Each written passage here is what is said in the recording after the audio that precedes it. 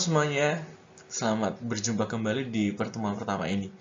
Di minggu ketiga, kita akan sama-sama belajar mengenai gempa bumi. Dan kita kenapa sih harus belajar gempa bumi?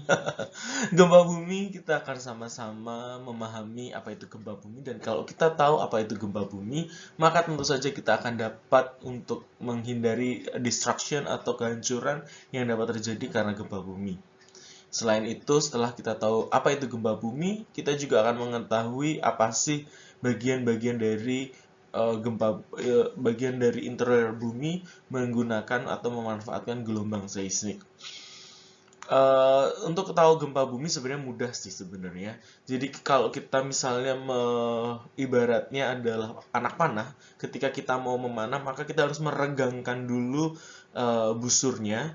Dan ketika busur sudah mampat atau busur sudah pada kondisi maksimal, maka dia siap untuk dirilis, kemudian dia akan meluncur anak panahnya. Begitu juga dengan gempa bumi.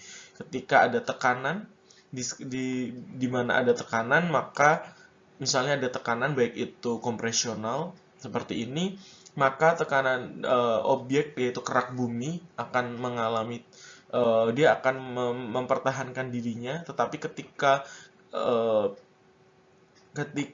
tekanan tersebut terus-menerus berlangsung, maka lama-kelamaan lempeng tersebut akan patah.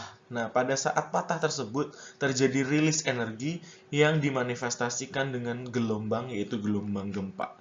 Jadi ada dua komponen. Yang pertama adalah strain. Ketika ada tekanan tersebut, maka ada strain yang diakumulasi. Kemudian pada saat rilis terjadi rock ruptures atau lempeng atau batuan. Karena lempeng itu terbentuk dari batuan, itu akan mengalami patah atau mengalami perubahan bentuk.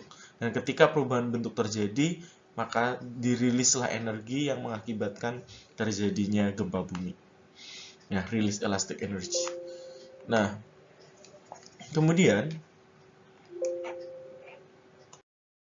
Kemudian apa sih yang menyebabkan terjadinya gempa bumi?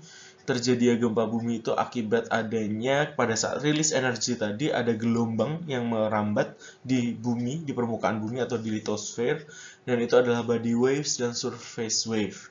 Body waves terdiri dari primary or compressional stress dan juga secondary atau shear stress. Jadi pada body wave itu ada primary seperti ini dan juga secondary.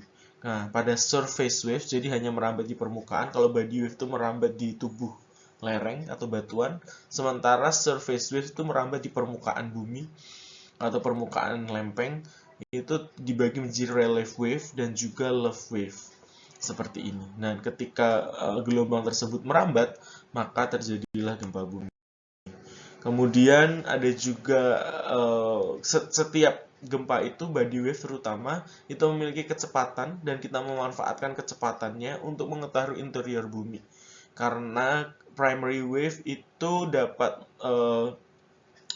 merambat di lapisan baik itu liquid maupun solid dari bumi, sementara S wave hanya bisa merambat di yang solid saja, yang di fluid seperti di mantel ada magma, dia nggak akan bisa merambat atau tidak akan terdetek seperti itu, sehingga kita bisa tahu interior bumi dengan memanfaatkan gelombang gempa bumi tersebut. Baiklah, kita sudah sama-sama belajar apa